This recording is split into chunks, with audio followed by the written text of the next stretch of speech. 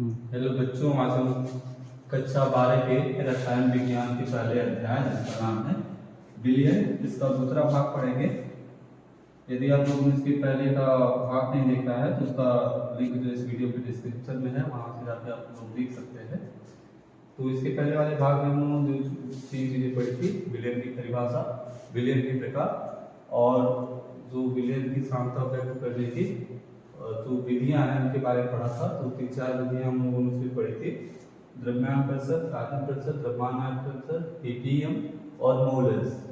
तो आज हम स्टार्ट कर रहे हैं मोलस के बाद से। तो जो मोलस टॉपिक हम लोग पढ़े थे उसका एक उदाहरण देख लेते हैं कि उस चीज सवालों को हम कैसे हल करेंगे। तो यहाँ पे एक उदाहरण है कि एथिलीन ग्लाइकॉल सूत्र यहाँ पे दिया हुआ है कि मूल अंश की गणना करो यदि विलयन में C2H6O4 का 20% द्रव्यमान उपस्थित। तो इसको हल करने के लिए सबसे पहले हम लोग क्या करेंगे कि जो भी सॉल्यूशन है उसको हम मान लेंगे कि वो कुल एक यूनिट यानी हम लोग मान लेंगे 100 ग्राम का है। यदि 100 ग्राम का है तो उसमें इसका कितना प्रतिशत है एथिल ग्लाइकॉल का? 20% है। बाकी जो जितना बचता है वो क्या है? जल है। तो इसके हिसाब से जो सॉल्यूशन है उसमें केवल 20 ग्राम एथिलीन ग्लाइकॉल है और 80 ग्राम जल है। अब इसके बाद हम लोग क्या करें, एथिल ग्लाइकॉल का हम लोग आणविक द्रव्यमान पता करते हैं। तो एथिल ग्लाइकॉल का आणविक द्रव्यमान, तो एथिल ग्लाइकॉल का सूत्र यहाँ पे है, 2 कार्बन है, 2 गुणे 1 कार्बन का द्रव्यमान होता है 12, तो हो गया 12 गुणे 24। यहाँ पे 6 हाइड्रोजन है तो 6, 1 हाइड्रोजन का भाग होता है, द्रव्यमान होता है 1, प्लस 2 इसमें ऑक्सीजन लगे तो 2 गुणे 1 ऑक्सीजन का होता है 16। तो टोटल हो गया 62 ग्राम पर मोल, यानी 1 मोल में इसका 62 ग्राम आएगा। फिर CH2 के CH6O2 यानी एथिल ग्लाइकॉल के मोलों की संख्या, तो मोलों की संख्या कैसे पता करते हैं? भार बटे जो उसका आणविक भार होता है। जिसका भार था 20 ग्राम और इसका आणविक भार आया 62 ग्राम। तो ये हो गया। इसको जब हम लोग सॉल्व करते हैं तो ये पूछा जाएगा 0.322 मोल। ये हो गया इसके C2H6O2 के मोलों की संख्या की कितना मोल इसका प्रेजेंट है। अब H2O के मोलों की संख्या कितनी हो गई? तो H2O का द्रव्यमान है 80 ग्राम और इसका जो मोलर द्रव्यमान होता है वो है 18 ग्राम।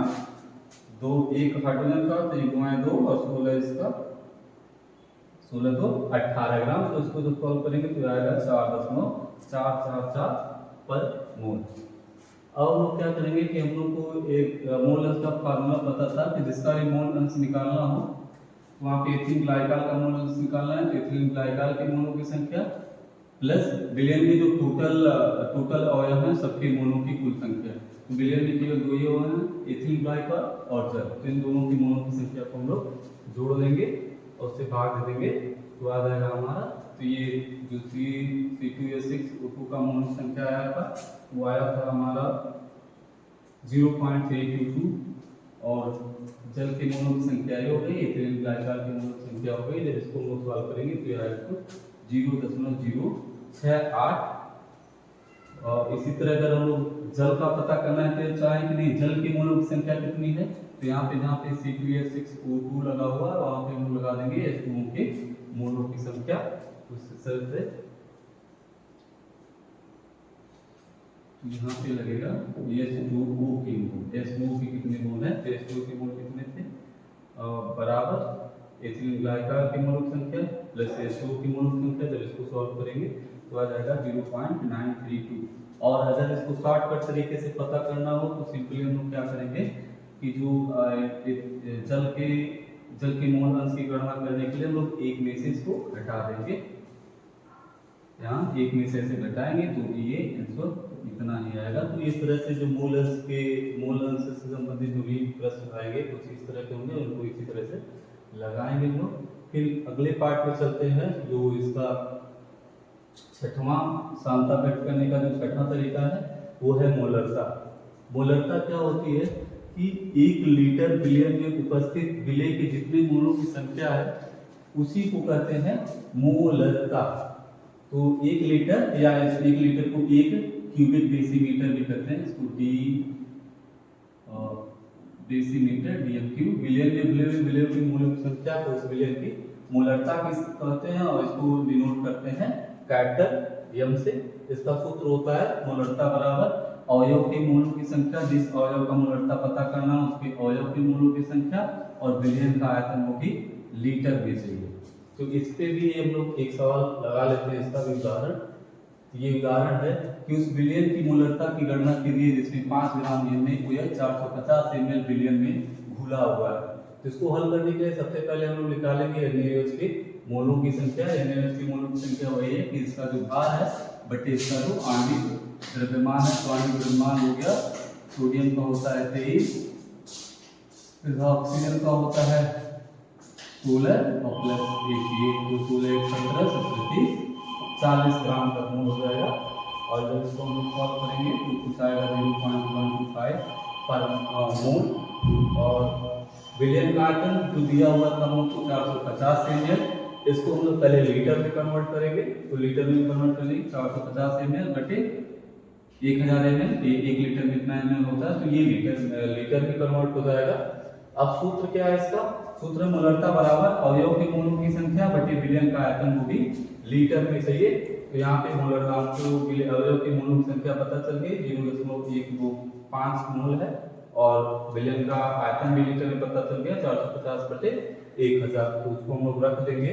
उसको जो हम लोग रखेंगे तो 0.125 इंटू 1000, यहाँ पे 1000 ऐसे रहेगा, ये ऊपर चला जाएगा तो ये हो जाएगा 1000,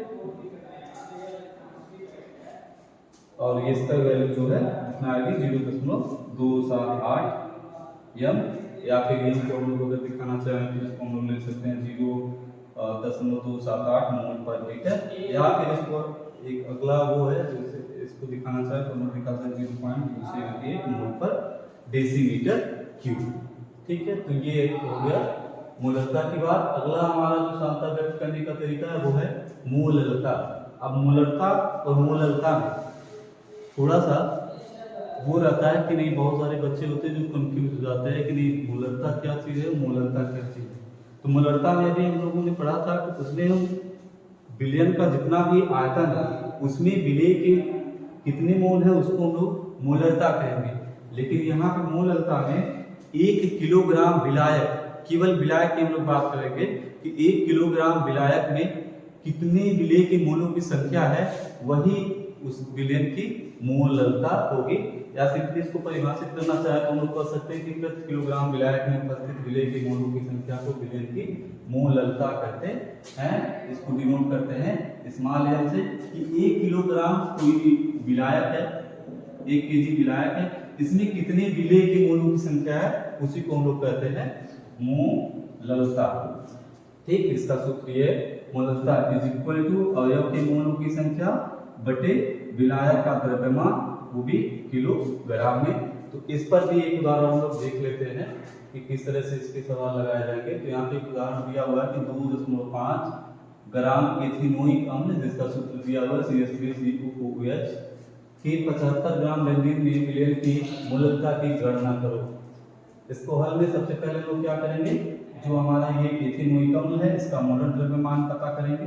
तो इसका मोलर द्रव्यमान हो जाएगा, इसमें 2 कार्बन है, एक 2 गुणे 1 कार्बन का होता है 12, तो हो गया 12 प्लस हाइड्रोजन इसमें 3 यहाँ पे, एक यहाँ पे, तो हो गया 4, एक हाइड्रोजन का होता है 1, तो हो गया 4 गुणे 1 प्लस इसमें ऑक्सीजन लगे हुए 2, तो यहाँ पे 2, और एक ऑक्सीजन का जो मोलर एक एटम का जो वो एटॉमिक मास होता है 16, तो हो गया 16 दूनी 32। इसको जो हम लोग ऐड करेंगे तो ये आएगा 60 ग्राम पर मोल।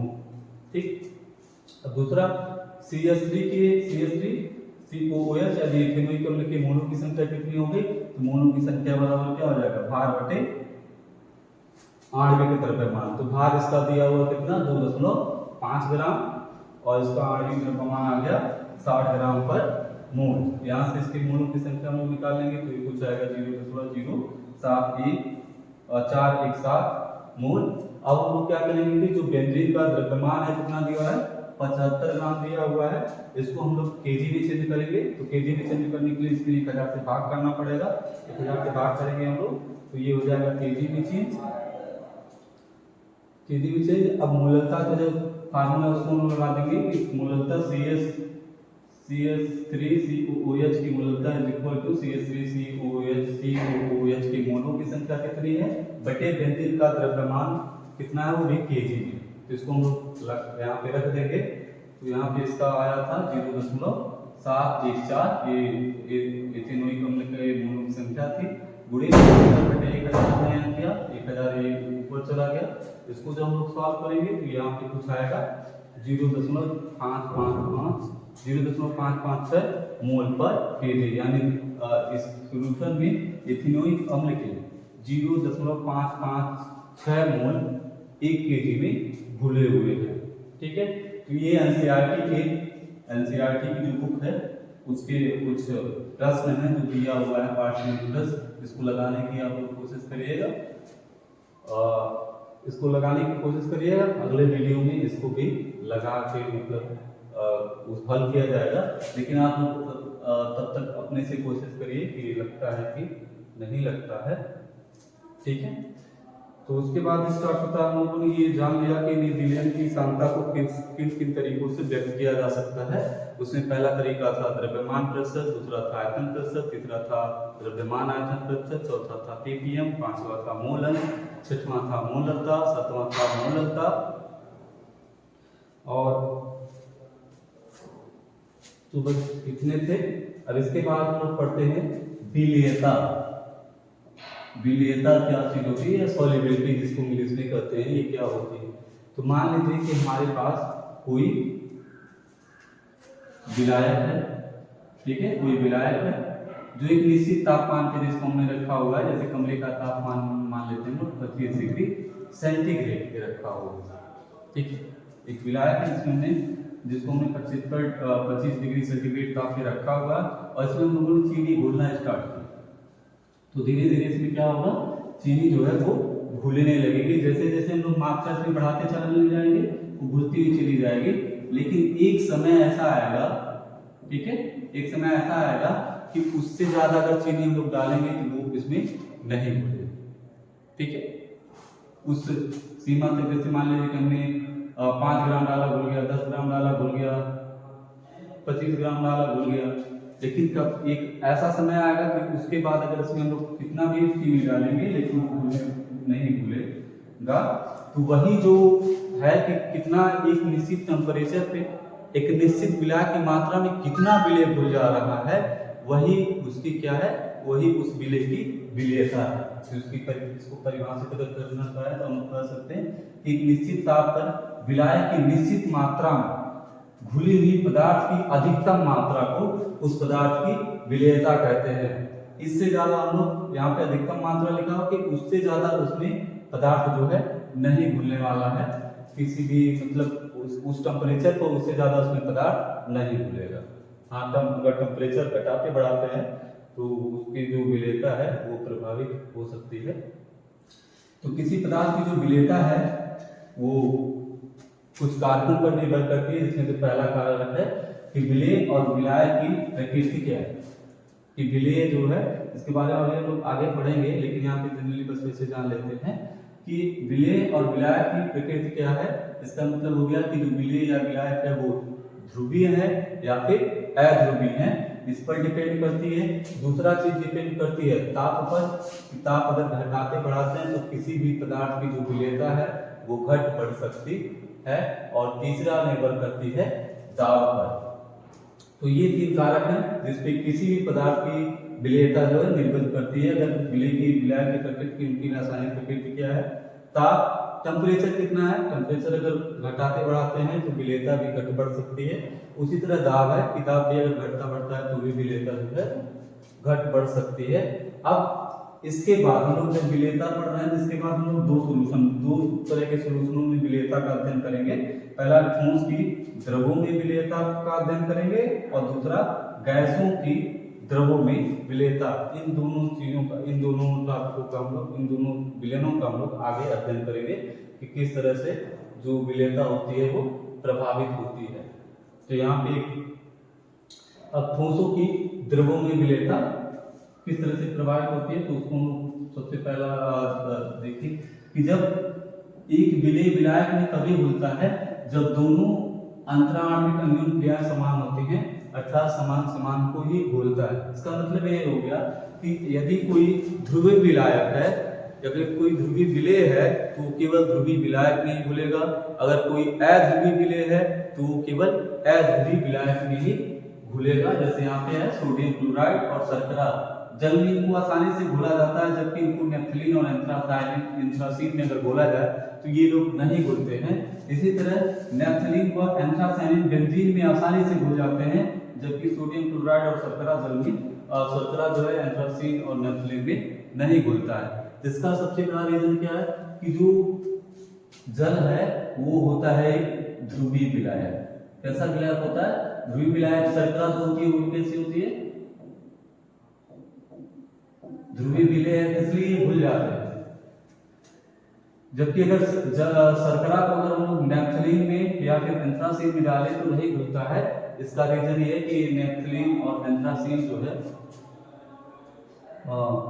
अगर नेफ्थलीन और एंथ्रासीन को जल में डाला जाता है तो ये नहीं घुलते हैं। इसका सबसे बड़ा रीजन है कि जो नेफ्थलीन है ये अध्रुवीय विलेय है, एंथ्रासीन भी एक अध्रुवीय विलेय है, इसलिए ये जल जो कि ध्रुवीय विलेय उसमें नहीं घुलेगा। बेंजीन एक अध्रुवीय विलेय है, इसलिए नेफ्थलीन और एंथ्रासीन ये आसानी से बेंजीन में घुल जाते हैं। तो ये चीजें हो गई। अब तो कहने का मतलब यह है कि कोई विलेय विलायक में तभी घुलेगा जब उनके बीच की जो अन्य क्रियाएं हैं वो समान होंगी। यानी अगर ध्रुवीय विलेय है तो ध्रुवीय विलायक में घुलेगा, और अगर अध्रुवीय विलेय है तो वो अध्रुवीय विलायक में ही घुलेगा। ठीक है।